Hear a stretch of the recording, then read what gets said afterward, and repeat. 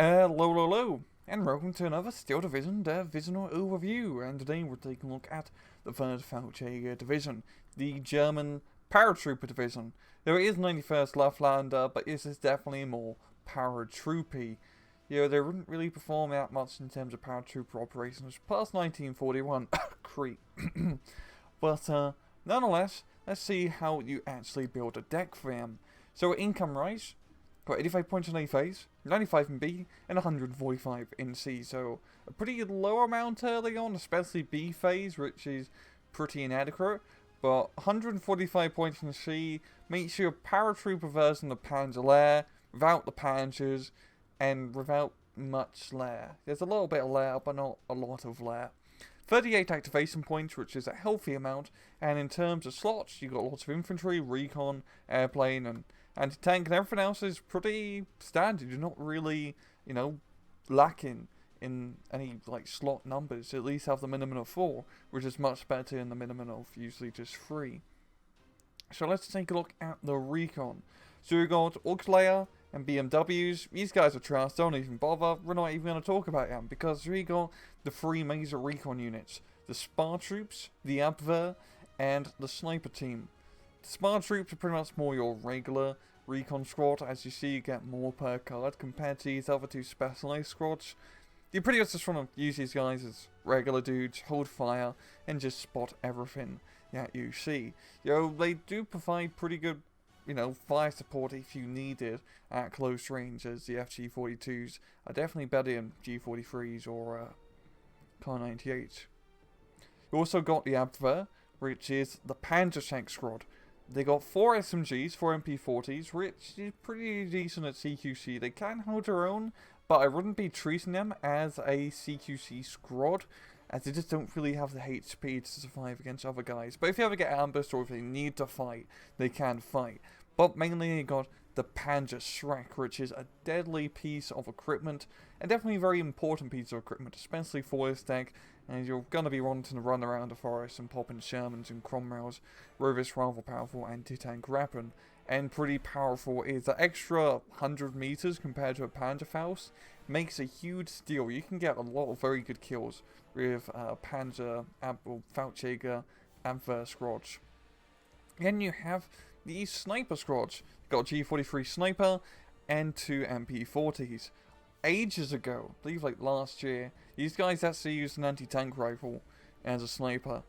Funnily enough, for the longest time, the anti-tank rifle only had 3 shots instead of 30, which was a bug. But they ended up just giving them a G43 river scope, which is rather amusing. It's not like a Kar-98 sniper, but nonetheless, a sniper squad. Pretty standard sniper stuff here.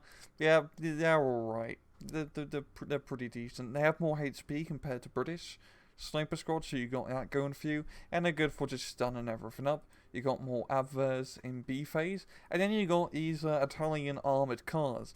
And even though it's Italian, don't be fooled, because it's actually pretty bloody good. The autocannon is powerful, it's got a decent amount of ammo, it's decent, it's okay speed. It's an alright vehicle.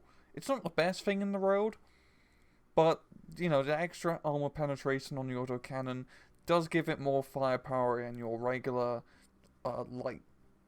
light German autocannon recon vehicles. You can get 234s, etc. Now on the infantry tab, the infantry in this deck is just one of the best infantry tabs, I'd have to say. It's so bloody good. You got so many options. Just very highly vetted, good bloody troops. So let's go through it. So we got a bunch of Fallschirmjäger Führers early on. They're pretty much your regular leader unit. They got AT grenades and 2-star veterancy, so good range. You also got Fallschirmjäger MG34s, which is a pretty standard machine gun affair. And then we got, of course, it's a Fallschirmjäger deck, so we got ourselves Fallschirmjäger, which is really the bread and butter of this deck. And compared to Luftlander, where you can only get 8, you get an absolute crap ton of Fallschirmjägers within this deck. Now, Fallschirmjägers are one of the best infantry units in game. I've seen one Fallschirmjäger squad fight 3 rifle squads by themselves and win. They're so bloody good. But they're only good from 101 meters to 400 meters. At that range, they can pretty much beat majority, pretty much every single allied infantry in a run-on-run engagement, and sometimes, outnumbered 3 to 1. The major weakness, however, is you don't really have good CQC capabilities. Because you have the FG-42s, which has 300 meter range instead of your 100 meter MP-40s, you don't exactly have that great firepower. You gotta realize your G-43s and FG-42s has 6 HE, which these bloody 8 guns has the similar firepower of just 2 MP-40s. And they've received these Fallschirmjäger Führers. The MP-40s, better accuracy, they have better fire rate compared to the FG-42s, and even G-43s, even though it's just 2 guns. And yeah, these guys are not great in close quarters combat. So in town fights, they're a little bit tough to use. Just try to stay out of 100 meters of everything that you engage. And both of these cards are pretty good. Of course, you want to be taking the 2-star veterancy over the 1-star veterancy whenever you can, as that does make a rather big difference. You can still make it 1-star veterancy work. In B phase, you start getting some more regular stuff, as in A phase it's very limited amount. You got Luftwaffenführer, which is just pretty standard stuff, and Luftwaffenjägers, which are pretty much your shittiest infantry you can get. But that's not a bad thing, as I'd say these are a pretty good card to get, as you'll have a lot of expensive guys with Pioneers and the Stern Pioneers and the Fallschirmjägers, which are all very expensive infantry. So having something cheaper and a bit more spammable that you can get on a field is definitely useful. And Luftwaffenjägers aren't exactly a joke. They still got a pretty respectable machine gun and a Faustpatron, which isn't a Panzerfaust per se, but can still deal with armoured threats. So then they're not really that bad. Yes, they are disheartened, but you just want to keep a leader unit nearby. Then we got the Fallschirmjäger Stern Pioneers, which is essentially a Stern Pioneer, well, Fallschirmjägery. It's pretty much the same. I think regular Stern Pioneers don't get Car 98, but don't 100% quote me on that. Then you got Fallschirmjäger MG42, pretty standard stuff, and Fallschirmjäger Pioneers. These guys are pretty different from your regular Pioneers. First up, they got Trove guys compared to the regular 10. Also, you don't have SMGs, you got FG-42s instead, but you still keep 2 of those stick bundle grenades. These guys are pretty bloody good, as their HP makes them rather survivable. They can take a satchel charge to the face and usually survive, which is pretty good when you're playing satchel charge hot potato between you and a Soap Pioneer squad that the British usually get. Also engineer, I should really say. But once again, no MP40, so their CQC firepower is a little bit lackluster in what it could be, but because you have the extra guys, you just got a lot of semi-automatic rifle and fully automatic firepower. And really, there's only a few units in this deck that really has a Car 98 now I'm looking at it. It's really just these 2 units, and I believe, yeah, pretty much those are the only 2 guys that have bow tags and rifles, so everything in this deck is essentially semi-auto or fully auto, which is pretty similar to how American deck works. And then, once you get to B phase, you got more Fallschirmjägers. No C phase infantry, so it's really B phases where you pretty much get all the good stuff. It's a very healthy infantry lineup. You got something for every occasion. You got some cheap, you got, good veterancy, you got CQC, you got long range. The main issue is, early on, you only got Fallschirmjägers. You don't have the, useful Stern Pioneers or regular Pioneers to help you out in a CQC fight. So that's one of the downfalls. Tanks. So early on, we got Italian Panzer L6s, or otherwise known as the Fiat 40. Now, usually Italian tanks are a joke, but these things are not a joke. They have really, really good light tanks. As, once again, they got that 5 AP autocannon, and it shoots pretty fast. It's a damn good autocannon. You can fight Sturge with this thing rather effectively, though once again you do want to get closer to, get the penetration, as they only have 800 meter range. These are really good, really, really good light tanks to get, and they're affordable, do a lot of firepower, they're lovely. They look stupid, yes it's Italian, but it gets the job done. After that, it's just Stugs. You're just going to be living the Stug life with some command runs and then some regular runs. It's really nothing too fancy here. Support. So A phase you got the Fallschirmjäger Flammenwerfer team, which is rather important. As I mentioned before, you don't really get any CQC specialists in A phase, so they are very important in fighting town fights, forests, etc. Not the ideal unit, because it's only a 2-man squad, so they do die very quickly. So when using these, you do have to be very micro efficient. You then got the most important unit in this deck, the thing that really ties it all together, a dingo. 1 dingo, 2-star veterancy. I mean, you all know the best machine gun of the Raw was the Bren gun, so this thing is an absolutely deadly piece of equipment. But don't know, seriously, it's actually a rather fun vehicle to use, as it's just like a mascot. You know, it's just here to bolster the morale of the troops, quite literally, with its cute little paint job. And I mean, can you say no to that? I mean, he even has a little smiley face, yeah. You only got some Cuban munitions. These are your only supply vehicles within this deck. You don't get any supply trucks later on, and they don't hold much, only 5,000 each compared to the regular 10,000 of a supply truck. So you pretty much have half the supply, but because you don't really have that much supply intensive units, you can usually just get away with 1 card of these guys. And we got your light guns, the LG-40 and LG-42. The LG-40 is pretty decent, and same with the LG-42. You're essentially just getting more AP and more HE in the next phase. You don't see these guys all too often, because yes, they do have a rather short range, 800 meters, and the anti-tank capabilities aren't great on paper, but in practice, these guys are really bloody good at dealing with light vehicles.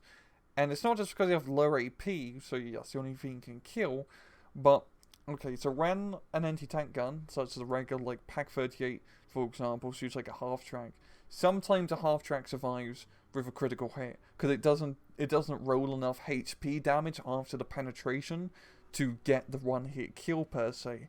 But the LG-40 does more HP damage after penetration compared to like a Pak-38, for example, or the Girlich, which is another anti-tank vehicle. So for the majority, most of the time, I really want to say all of the time, but I don't want to be too cocky, you can usually 1-hit kill any half-track or light tanking game if you manage to get a penetration shot with these, which makes sense because, you know, it's like 75 and 105 millimeters of armor penetration. That's a pretty bloody big cell, so it should be causing a lot of damage. So they're pretty much like ambush guns. They're universal. They're just nice to use, and you got some veterancy and of course 2-star veterancy later on. They're really, I think the run-style veterancy is all you need. Is that double availability is a big deal. And then you got some stews, which are lovely little support guns essentially. You can't really go wrong with stews, as they're just so bloody useful. Anti-tank. So we got Panzerschrank Squad, so this deck has a lot of Panzerschranks between this and the Panzerschrank Abrez. As you go back to the anti-tank tab. They're pretty good. I mean, they got the veterancy, which is nice. And then you got the Pak-41 Girlich, which is a pretty decent little anti-tank gun. Has a pretty high rate of fire, and yeah, it's alright. It's really your only early long-range AT weaponry. Yeah, this is your only 1 kilometer AT weapon in A phase, so you're gonna have to make it count. Then you got the Pupchen, which is essentially a really big Panzerschrank. Well, it's like a recoilless rifle, but it's essentially a Panzerschrank with double the range. Does 20 AP, so you can kill every allied tank in game except for the Jumbo, but that's the exception, not the rule. This is a really good unit for just killing tanks and ambush and stuff, etc. It's just a little bit hard to use because it is a stationary gun compared to a Panzerschrank squad, so it is rather slower. So you just have to get in a position first, not try to chase stuff down. Once again, there's a lot of good ambush units within this deck, and that's really how you want to be playing it. Then you got Pak-41 with a Kubel MG transport. Oh wow. B phase is where it gets pretty standard. You got Pak-38 and Pak-40s galore. Nothing really too fancy here, no veterancy, it's really quite boring. Anti-air. So we got Flak 38 on A phase, and then 1 Flak 36 card, well, 2 single Flak 36 cards. So, rather alright. We got 20 mils. Oh yeah, 20 mils on the back of a half-track ring. Pretty rubbish. And then more Flak 36s and some Flak 41s later on. And then you got more of this rubbish. Big gun on the back of a truck. And then more Flak 41s. So it's a rather standard anti-aircraft loadout. It's pretty nice in sea phase, getting 3 Flak 41s per card. That's pretty card efficient. And the Fallschirmjäger, or the paratrooper versions of these AA guns, are very solid as well, as they do have the veterancy. So they're pretty alright. Artillery, pretty lackluster in terms of variety, but really it's everything you need. You got early A-phase mortars. They got, the veterancy, which is nice. And then you have yourselves your off-map artillery, 210. This is definitely a very good A-phase card to take. Heck, even taking both is pretty good, as because you don't have good CQC town fighting capabilities, you don't really have to fight in a town if you just blow the entire bloody town up, and this is what this is good for. B-phase, you got an option between the Geb H40 and the 120mm mortar. Both are pretty respectable choices per se, the mortar doing more damage but less range, and the Geb more range, less damage. I'd say the Geb 40 is the better choice though, as it does have the veterancy, which does help out in the fire rate department, even though, it says this is a higher rate of fire. With the veterancy, I believe this would be roughly the same. And then also in B phase, you get yourself 380mm off-map artillery. So you're really bringing in the heavy guns with the off-map with this deck. Now, it wouldn't be a Fallschirmjäger division or an airborne division without a good airplane loadout. And an airplane loadout we definitely have. So 2-star Sorchers early on. Yeah, alright. Nothing great. You got 2-star Messerschmitt showing A-phase, so you can contest the sky early on with these A-phase Messerschmitt, which helps out a lot. You also got a B-run in A-phase, which is definitely, I'd say, a very vital unit, as you're going to be wanting it to be flying around, picking off tanks, if you can. You also got more Messerschmitt 109s in B phase, yourself only 1-star veterancy, another B run with 1-star veterancy, and then rocket planes. I always go on about how good rocket planes are. You're going to see in the replay how good rocket planes really are. The Messerschmitt 109 rocket plane. The Focke-Wulf one's also good too, but this plane is such a bloody good plane, as it has a 2-minute reload of the rocket, so you can just keep bringing them out over and over and over. And also, it's a pretty decent fighter. Yes, it has worse agility, but apart from that, it's still pretty much a good... Okay, it has less guns as well, but apart from that, it's still a pretty decent fighter plane, a good hybrid per se. You also got Focke-Wulf bomber planes. They do have the big bloody bombs, but once again, just stick with rocket planes. You gotta trust me on this. Rocket planes are really bloody good. And in C phase, you got yourself more B runs, and also some Ju-88 with late carpet bombing loadout, if you just want to blow the shit out of everything on the ground. So, well, let's take a look at a deck that I built earlier. So, once again, the deck code is in the description below. Now, before we actually get looking into this deck, I do want to state, my personal opinion of 3rd Fallschirmjäger is that it's not a good 1v1 deck. I have seen it work as a 1v1 deck, but it's rather hard. You really like some very important stuff in A phase and also throughout the rest of the match, and really up being just long range firepower, as your long range, like over 800 meter firepower, is pretty bad. So I like playing 3rd Fallschirmjäger personally as a closer range, ambushy, like forest fighting, like, hedgerow fighting division. So because of that, I usually play these guys exclusively in team games, because in a team game, you can usually pick which side of the map, which benefits you. So with that out of the way, I do want to just reiterate, this is a team-based build of a division. It's really supposed to take advantage of all the awesome stuff that you got within 800 meters and below firing range, as you have a lot of very good units in that regard. So nonetheless, let's take a look. Recon, of course, just going to take out Fallschirmjäger guys, One spar troop, we've got Abra A, Abra B, and both snipers. Our snipers are great. They're pretty much like machine gun teams, but with less range, but better stunning, suppressing capability. Infantry. So we're taking two Fallschirmjäger Führers in A phase, and these are only going to be our only command units in this entire division. So don't die.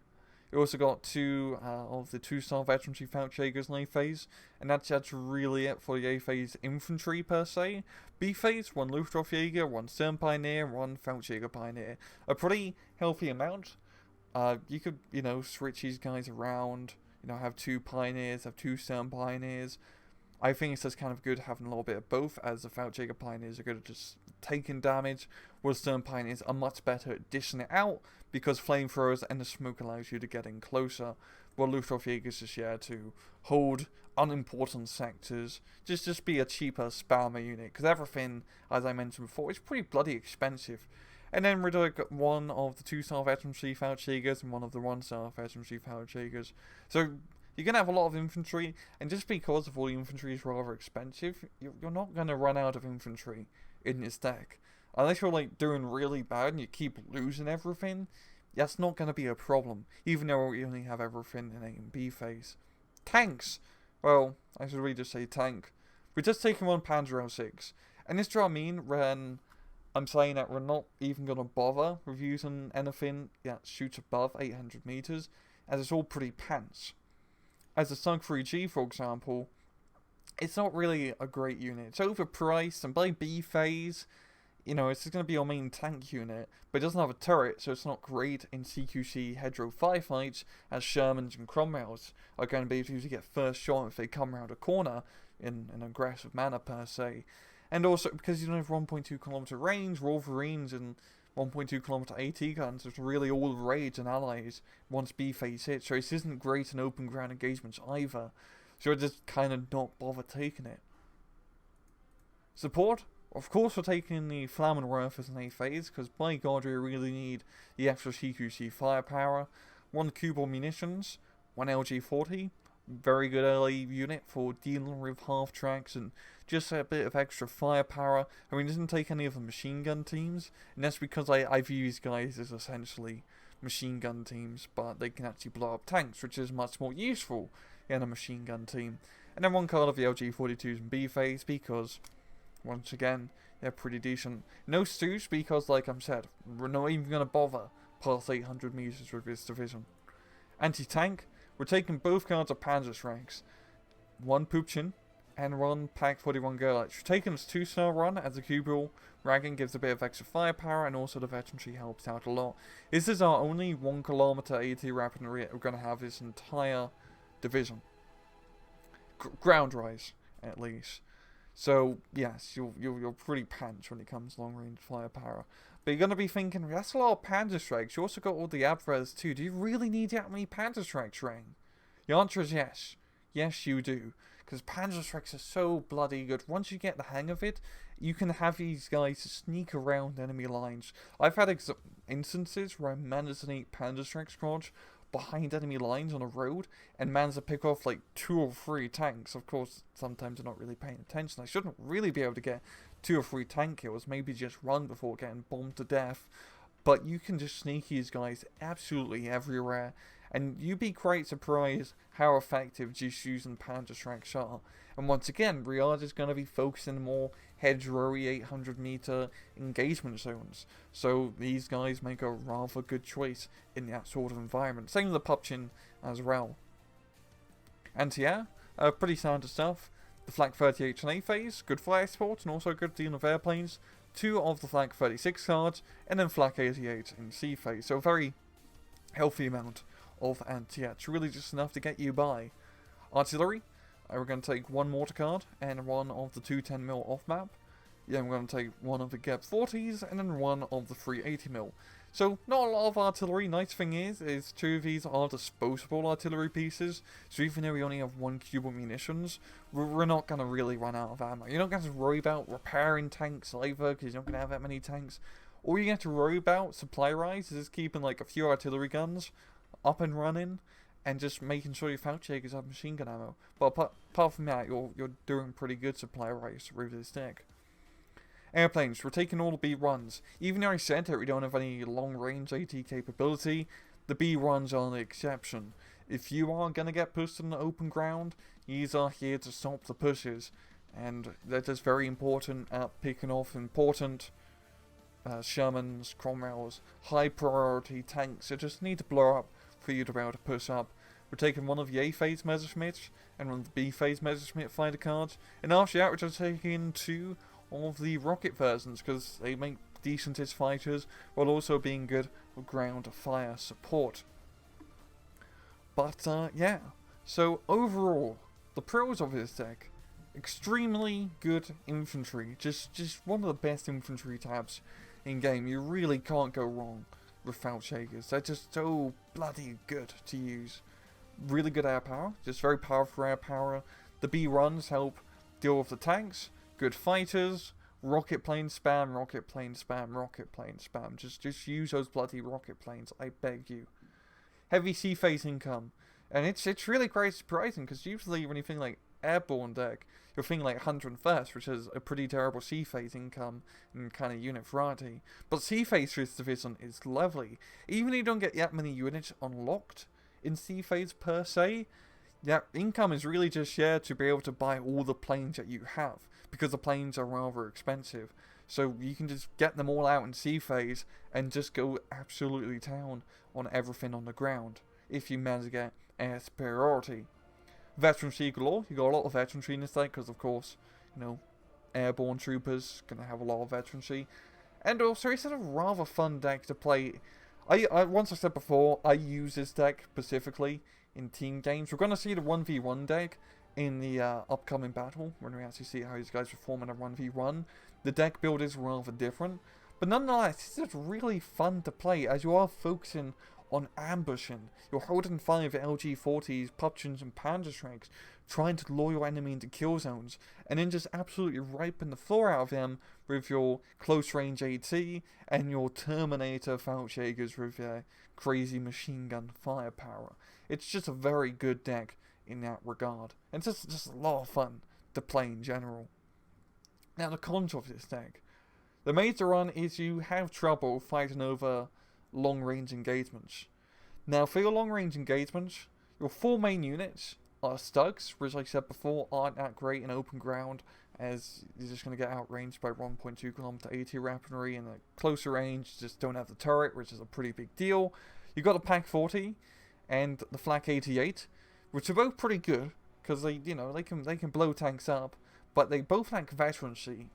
And also your opponent's going to realise this, and it's going to artillery the bejesus out of those. Especially Flak 88s. Flak 88s are like the King Tigers of stationary weaponry. Once they're on the field, they're just going to get blown up.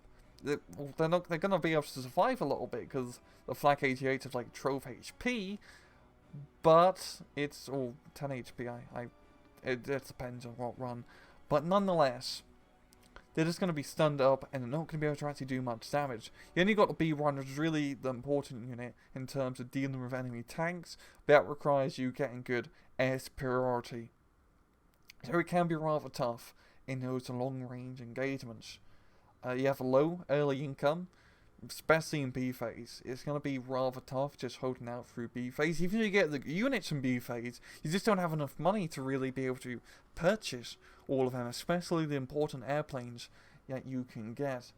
You also only really have Fallschirmjägers as your main A phase infantry. What I'm really trying to say here is that you don't have much in terms of close quarters combat specialists. Yes, you've got the Flammenwerfers, but you don't really have much in terms of like spammable, just cannon fodder. Like for 91st Luftlander, for example, you've got the Ersatstruppen, which is great at just taking shots, and so the Fallschirmjägers just stay behind the Ersatstruppen and just shoot everything. Here the Fallschirmjägers are your only frontline unit, infantry-wise. So you're going to try and keep the limited number you have alive to hold an entire front by yourself, which can be rather difficult, but also try not to get engaged in CQC, because if your opponent is smart, he's going to realise that and try to get within 100 meters all the time against your Fallschirmjägers. You're rather susceptible to artillery, because everything is rather soft-skinned in this deck. your opponent will probably realise that and just get the mortars, the sextons, the 25-pounders, etc., and just try to artillery you to death. So you guys try and deal with the enemy artillery threat. And also, it's a rather tough deck to learn, because you just don't have that good long-range engagement units. You're going to have to learn how to ambush, how to, use your infantry effectively, keep your Fallschirmjägers out of CQC engagement distances. It's just a pretty tough deck to learn for a newer player.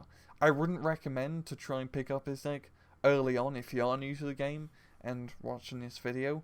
I'd recommend many other decks for you, because this has a rather high skill ceiling.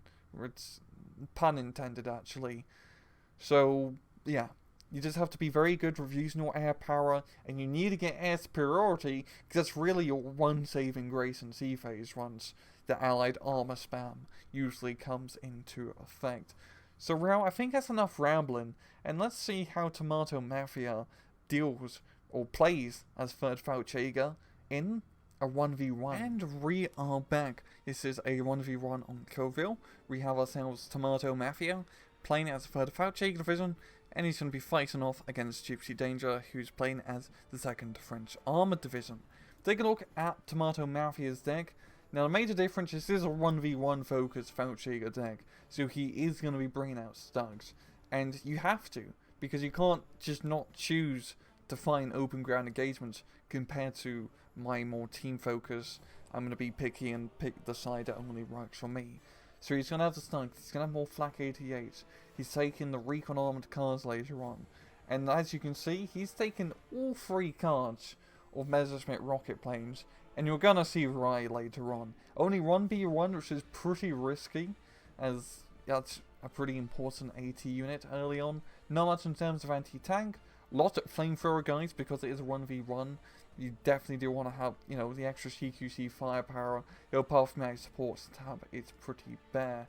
And in terms of infantry, it's pretty standard. Taking Luftwaffe Führer instead of another Fallschirmjäger Führer. And also, no Luftwaffe Jägers is taking another card of Luftwaffe Pioneers. But apart from that, it's pretty standard third Fallschirmjäger stuff. So we are just going to speed this up and get this going so you can see initial deployment. Against the French, it's going to be pretty tough, as the French is a very aggressive deck early on. And left hand side open, definitely be a little bit tougher, as, tanks and whatnot. He does have the Girl H's, which will be good at dealing against Greyhound. To do have the veteran, she is using the 2-star runs as well. So he's just going to be setting up a pretty defensive line, as you can tell, because this is the French that he's fighting. While the French, Gypsy Danger is just going to be pushing on one flank. He's just going to try and break through his open area, which is the smart move, because third Fallschirmjäger doesn't do great in open areas. And really all he has are these Pack 41s and then that 1v1 to help him out in open ground engagements early on. He may be able to snag a kill or two with the Panzer Strike Squad, but we're just going to have to see. Hopefully he holds fire on everything so they don't spot his stuff. He just kind of wants to wait for everything to rush in. And it's a very ballsy move. It is a recon Greyhound, so he doesn't actually see anything just yet. But this is definitely a good example of just trying to rate in ambush. And we are going to be getting ourselves some infantry rushing in. Now you see the Panzer Strike Squad fires, misses unfortunately, but you see how he micros it out of the building. He's just going to put it back in to try to get shots off. He does get spotted as he runs back. And usually people do that to try to get the Panzer Strike Squad to disappear per se. Snipes the command unit, and we're going to see Fallschirmjägers, they stun up stealth extremely fast. They are absolutely deadly in open ground. He's going to be microing him rather effectively, just using that bunker as the line of sight blocker. He can't do anything against these light tanks really, unless he can get his Panzer Strike maybe up here, but no, he's going to be pulling everything back for now. He might be able to get a Panzer Strike Squad shot off. Gets the half track, yeah, but he really needs to try to get the Sturridge. Right hand side, everything's pretty quiet. Just going to be moving a little bit because he's probably realised that Gypsy has devoted everything to the left. Panzer Strike does miss unfortunately, but as you see, it did do a pretty decent amount of damage and is holding up its entire attack And once again, you just don't underestimate Panzerschrecks. They're so bloody good. Pak 41 is in position to get a few shots off. Okay, it does actually get the kill. And this is actually the 1-star Pak 41, so I do apologise, not the 2-star veterancy. I just thought it was 2-star, but it's actually just a Fallschirmjäger Führer nearby. And once again, Panzerschreck Squad pretty much knocked out majority of the vehicles here. I mean, he's completely out of ammo, so that's good Panzerschreck play. Though unfortunately, the Stuart is going to be able to break through. And this is going to be a pretty ugly A phase for Tomato Mafia, but you gotta realise, you know, his A phase and B phase isn't exactly great. Once he gets to C phase and can, you know, really bring out the might of the Luftwaffe, is when things will probably get better for him. But Stuart's just going to be running amok behind enemy lines. And Tomato is just on that slow +1 disadvantage. Here he is managing to hold a decent amount of ground. He is getting his Fallschirmjägers back up into the left-hand side. And it's a little bit of skirmishing in the middle here. Or on the right-hand side, I should say. With the Fallschirmjägers moving up. And the nice thing against the French, early on, I don't really have that many CQC specialists, per se. It's really just like Nereves and Voltigeurs. So the Fallschirmjägers don't have too much to really worry about. I mean, against the Nereve, they're going to kick the Nereve's ass. I mean, this is a, this is 100 meters? My Xbox controller just died, yeah, so that's rather unfortunate. But you see, that's over 100 meters, and that's a Nereve squad just got his absolute ass kicked. And the Pak 41 gets a good hit on the M5 half track and does get the kill. And on the left hand side, the mortar squad is going to be firing some shots. And really, they just hold up in these bunkers. They can't exactly do too much. They don't have any long range fire support to help out. And he needs to try and deal with his Stuart, but he can't really do anything. He's already deployed all his Pak 40 runs. His only option is to get a B1, which is a rather expensive unit early on. That's like 3 minutes to save in roughly, 2.5 minutes to afford one of those things. So he's just going to lose these bunkers, it seems, on the left-hand side, as this mortar and the Nereve squad is going to do the damage. The right-hand side, you know, the Fallschirmjäger's going to be doing pretty well. The 50 cal machine gun is definitely going to stop him in their tracks. And yeah, Fallschirmjägers, they love fighting against this regular infantry, but when they come against any sort of support weaponry, they're not going to have a good time. Or CQC stuff. Speaking of CQCs, Panzerschrecks are going to be sneaking, but well, I was going to say sneaking behind enemy lines, but he's sneaking behind his own lines really. And I really hope he'd bring it around this northern area here, as that'd be a better angle to deal with the Stuart. But he's going to be bringing it, well, I guess over here too, he can get a shot onto the Stuart. And his left-hand side, he really could use a mortar piece to try and deal with the French 60mm mortar, as he's been kicked out of that fortification bunker system, and is now just holding his own. But you know, just against the infantry, and without the mortar firing, the Fallschirmjägers do a lot of damage. And I believe he's already deployed all of his Fallschirmjägers on A phase, so he better not lose any for the next 2.5 minutes or so. I mean, Fallschirmjägers are great, but you really only get 6 of them in A phase. You should take the 2-star card runs in phase A. You just don't have that much in terms of infantry numbers. We are seeing some Panzer L6s being brought out. He's going to be bringing it into the middle here. That's going to be some very well-deserved fire support that he needs. And there's no more AT in this middle area, so it's definitely going to be a good call.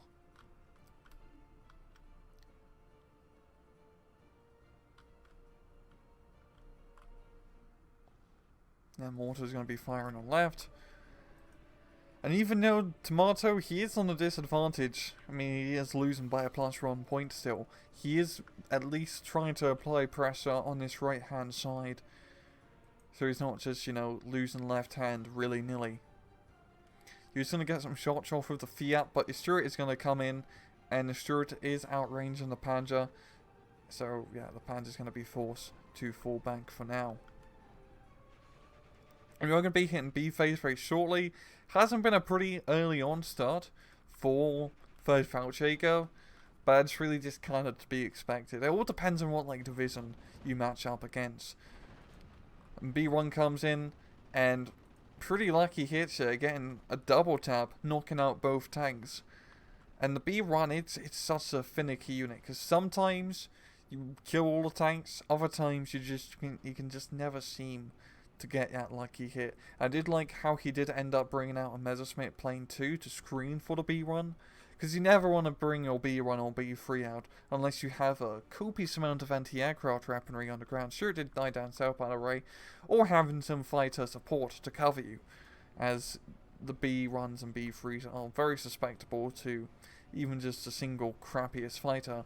But with a Stuart gun on the right hand side, he's going to be able to run free with these Panzer L6s. The other one on the right hand side is probably going to run into that 57mm mortar. And Gypsy, even though it's B-phase French, which isn't ideal French, A-phase French is ideal French. It sounds really weird when you put it like that. He still has an advantage. He still has a point advantage, which is pretty rare for the French division in B phase. And he can get the Shermans out. He's got a good amount of infantry, especially CQC Sapeurs guys. So, yeah. This is still in Gypsy's ballpark. It's not till C phase when Tomato Mafia can bring it, yes, back. The bazooka's coming in, knock out the Panzer 06. It's a little bit of a ballsy rush here. But, yeah. Tomato's still holding. Just on a nice 49-51, so he is not losing any points anymore. I think he's going to be making a play on his left-hand side to try and take the fortification system. And you see, Fallschirmjägers, they just bloody kill everything on open ground. It just never gets old to see him just make enemy squads disappear. I think he is bringing some, probably Fallschirmjäger Pioneers to the right-hand side. And here comes the first rocket plane. And as you can see, rocket planes aren't to be trifled with. And you gotta realize, he's gonna bring that thing out again in like 2 minutes, 3 minutes or so. And that's just run out of a potential 6 that you can get. Yeah, just completely raping out that anti-tank gun.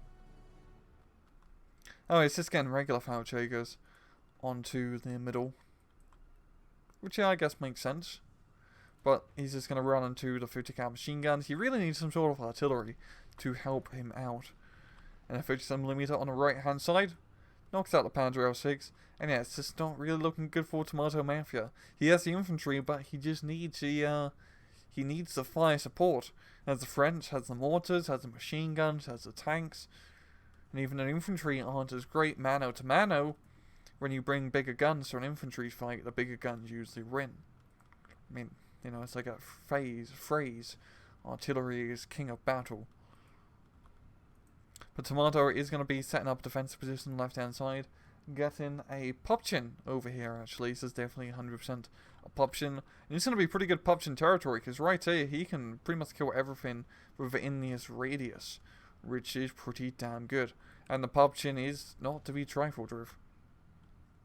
So I think Gypsy may show him bring it out. I think what the mortar strike was for. He's going to be bringing it up. The Fallschirmjägers shouldn't have shot, because they're about to get, you know, shot out by a bunch of heavy, nasty machine guns. But it's going to buy time for the Popchin to be able to come in and get the shot off. I think he's on a rate to maybe kill probably like the M8 or the M5 at least. Never mind, he goes for the really cheap.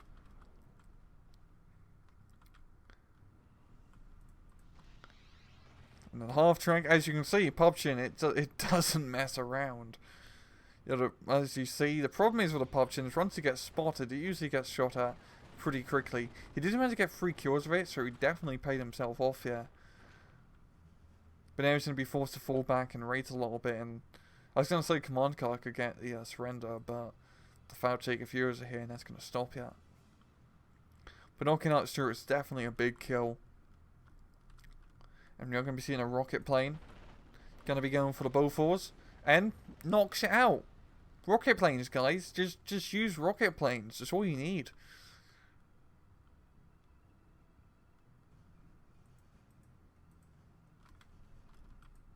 Their right hand side, you know, pretty quiet. Nothing really too crazy going on there. And just, you know, the airplane support. And now look, another, oh, I was going to say another rocket plane, but a B1. Knocks out both tanks, yeah? And he knocked out the AA unit earlier, so the B1's going to have an absolute field day. And now he's knocked out all of fire support. He's going to be able to retake his fortification area. And he also managed to move up into the middle as well. And that's going to be a good position. Once again, he has no like long-range firepower to really take advantage of it. He's just holding fire with the Fallschirmjägers and using them as ambush, which how you should do. And look, this is going to pay off for him in the middle as he Panzerfaust the Char, or the Sherman tank. Or the Sherman Char, because Char means tanks in French. And look, gets a kill, easy peasy, right? Right hand side here is going to get swarmed by the sappers, and once you get the satchel charged off, bada bing, bada boom. But Tomato is going to be retaken left hand side, which is going to be important. And there's only like 4 minutes or so till B phase, and it's not a huge point discrepancy. Only like, 700 points, which is definitely workable at this current moment. We've got some off-map artillery from Le French. Just 155mm Sherman. Not really going to be doing too much damage, but just a slow foot zerg on left-hand side. But he does have a stug now, which is definitely going to help out. And look, rocket plane run doesn't completely kill the 57mm, but it's going to stop it from shooting that stug as it moves up, and it's going to allow the stug to deal with these armoured vehicles. And even though Stug 3G is a pretty bad tank, I really don't like it. It really should be like 150, 145 points, 140 in all honesty. It's really overpriced for what it is. It's still a pretty respectable, piece of kit. Especially when there's nothing else to really shoot back at you, per se. Right hand side, he's going to get smoked out by his 60mm mortars, which is going to allow his photo gears to move up. Just going to try and take out tree line. It does have the half track on the other side to deal with the Fallschirmjäger. And look, Panzer 06 gets a start up on the 6-pounder and is going to kill it, because that autocannon is not to be messed with.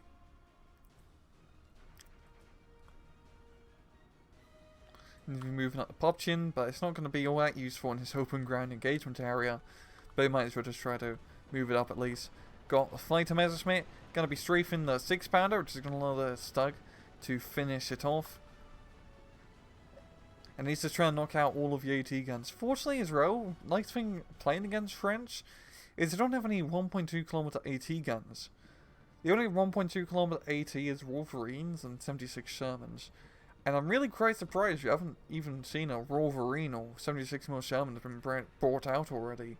As just the range advantage alone is a huge reason to get it against the Fallschirmjäger. Yes, they're not the best in terms of infantry fire support, because the 76 gun isn't as powerful as a Sherman gun, HE value-wise, but just the extra range is really worth it alone. The Stug here is going to be dealing with the off-map Sherman. Here it is starting to get pretty high morale damage, and this 6-pounder is going to be getting into range to take a shot. It's going to be enough to force it to fall back. And we are ever so slowly, almost creeping into C phase. And C phase is when the Luftwaffe 2.0 comes into effect. Stug does go down. Pretty big loss on the left hand side. He just has enough infantry to really hold. But look at that! Rocket plane comes in, destroys a 6-pounder. I'm going to keep harping about rocket planes every time we see one. I just want to put that one in advance. Popped in left hand side, getting completely destroyed. Another Snug onto the left, and now we are into phase B. And look, another rocket plane. He's going to be coming in, and here goes the 50 cal. And the Messerschmitt here is going to be chasing down the Spitfire, and it's going to beat the Spitfire pretty easy peasy. And it is the got a Bofors now, and the M5A1 half tracks. Because I don't think he really should I say he should pull off the Messerschmitt, but he also has the second one too. So he's definitely gonna, I think his one's gonna get out alive. Maybe. No, I don't think so. No, he's not. Yeah, it's a little bit ballsy bringing that out. Or keeping that behind enemy lines. But he's gonna be getting a second Messerschmitt. And now he's going to be chasing down, yeah, Spitfire, but I don't think he's going to be able to get the kill. He's just a little bit too far off. The right-hand side isn't looking too pretty. He did lose that rather nice defensive line along the hedgerow, yeah.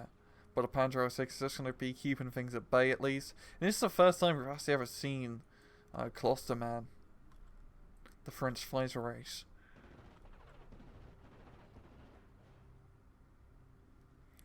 But 2-star fighter versus 1-star fighter, the 2-star fighter is going to win. Unless there's AA, the AA is actually open out a little bit. When I mean AA, I'm just talking about the scout car and the M5A1.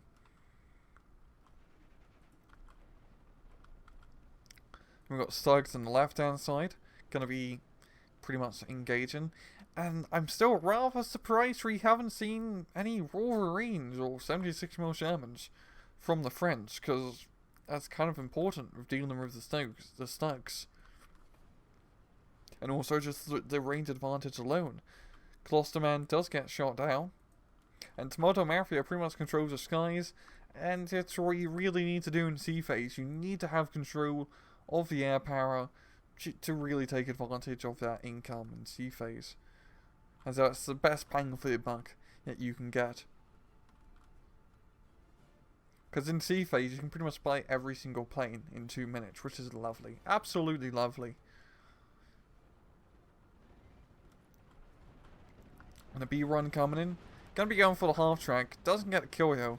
Just too much AA at the moment with the Bofors and the 50 cal half tracks too. Yeah, he's probably gonna get the B run out of there alive. And there's no fighters on his tail. But the thing is Tomato Mafia, he needs to get quite a bit of a point advantage. I'd say you need at least he needs a plus run at the moment to really take his back. He has a bit of time to take that back. Like I say, roundabout, he needs to start getting a plus run by like 12 minutes or so if he wants to win this and stop Gypsy Danger from getting a map advantage.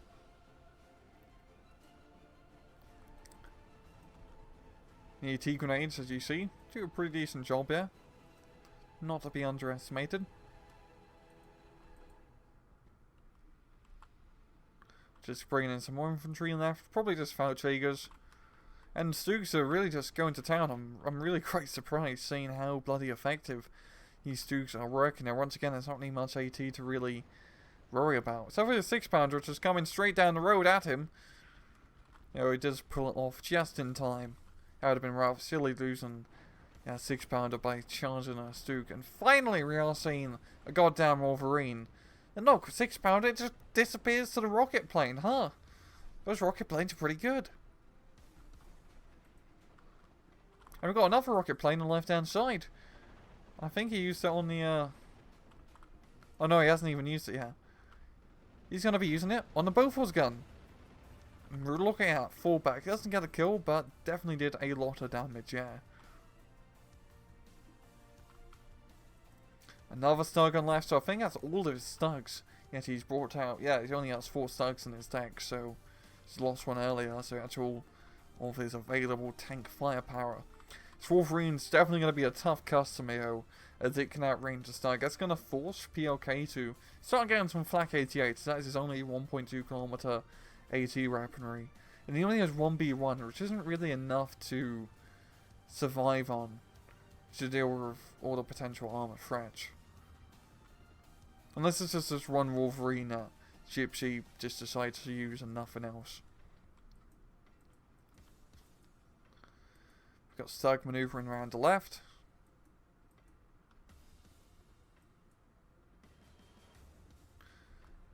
And I'm really surprised that Tomato hasn't pulled his Stug to the side somewhere, so it, you know, breaks line of sight of that Wolverine. But he's going to be moving the Stugs on the left-hand side, nothing really to stop him. A little bit ballsy, as he has no recon, really. But it's going to work out, as there's nothing there to stop him. And now, Tomato is getting that +1 point advantage, but because of Gypsy Danger's, you know, point advantage earlier on, he's going to need a +2 to really take his home. And it's kind of tough to get such a point advantage so fast, as You're not Panzer deck, so you don't have half tracks or motorized stuff to really take advantage of.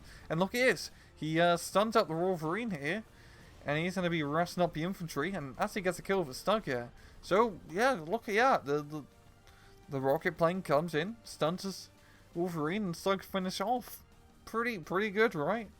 You can't really go wrong with rocket planes. And look, he's going to keep it flying around, and now it's going to work as a fighter. And the important thing is Tomato is going to get a foothold into his town. And if he can do that, and even better, if he get a Panzer Strike squad or two in here, yeah, really just shut down Gypsy Danger.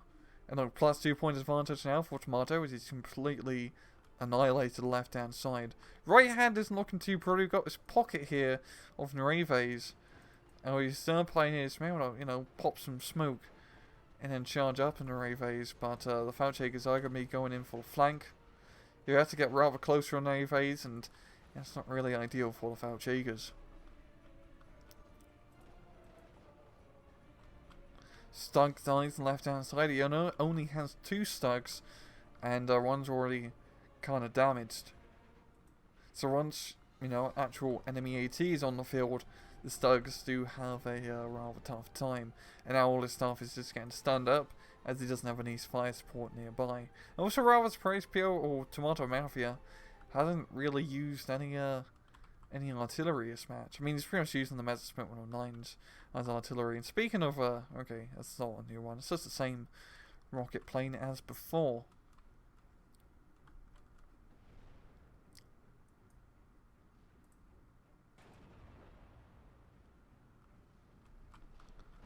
And look, B1 comes in.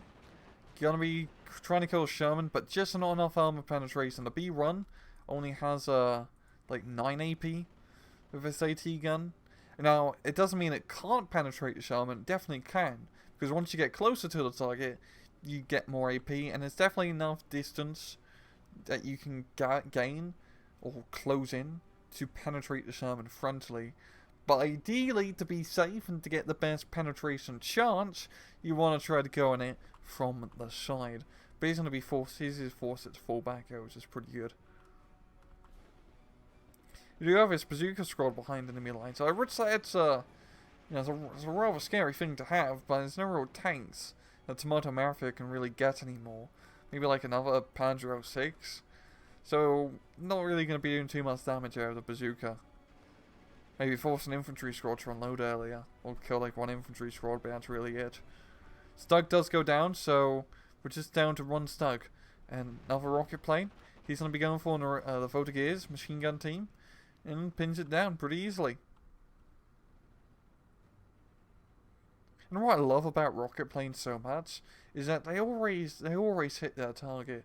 Like bombs sometimes like miss and they don't do much damage, but rocket planes just always, well, the Messerschmitt runs and Focke-Wulf, the German ones at least, so 2 10mm rockets, just they just do a lot of damage. There's always like a guaranteed stun up for the majority of the time, and also it leaves this napalm effect on the ground too, which does do damage to any units that do actually enter its effect per se. Tomato has managed to clean up the right-hand side. This Panzer 06 is going to be coming in. Same with this rocket plane. And that's going to be stunning up the half-track. And it may be wondering, why is he using rocket planes on rather inexpensive targets? I mean, he used it just to stun up a 15-point half-track. Well, 2-minute reload. You can just get it out in 2 minutes. And just forcing it to fall back is just going to buy him time and the opportunity to move up on his flank. So even though it's not, a huge point kill per se, or like a high priority target, as as a very threatening unit, in that situation, and considering there's nothing else to really stop him, he can now take advantage of that thing falling back and push into the town here.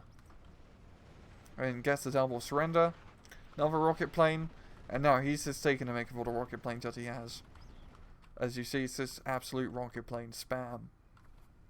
And even though your Shermans don't have much AT threat to worry about, they can't exactly, do much if they keep getting stunned up.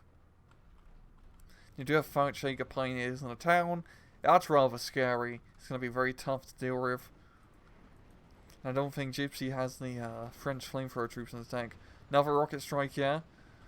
Getting some good pin down. That's going to allow Tomato the opportunity to come in and finish off that Photogear squad without, you know, taking a single hit point damage. And too bad he doesn't have any regular Fallschirmjägers in here to do with these half tracks. But Tomato's at the +3 point advantage, having that challenge, you know, very important. And really the French have just ran out of steam. They're very aggressive early A-phase division. And even though Gypsy was doing a pretty good job early on, keeping on the pressure, he didn't manage to get such an overwhelming, you know, point majority or ground gain, per se, to really coast off that later on. And now he's just really paying for it. He does lose the Sherman on the left-hand side to the Fallschirmjäger Fuhrer, which is pretty silly. Shouldn't be charging up tanks like that without any recon or infantry in front. But it's 76mm Sherman in the middle. And there's nothing really to stop him. So he's just gonna punch around. Though he can't exactly kill everything, it's just too much.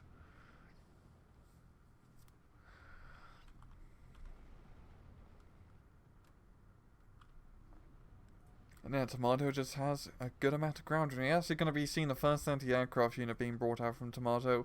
And it is, of course, a Flak 88. As you kind of need that by this point to deal with the bloody tanks. Rocket run on the left-hand side. Going to be stunning up the M16. And triple rocket run on the 76 Sherman. Overkill, yes, but that's going to be stopping that push. Like I said before, just rocket planes. Just rocket planes.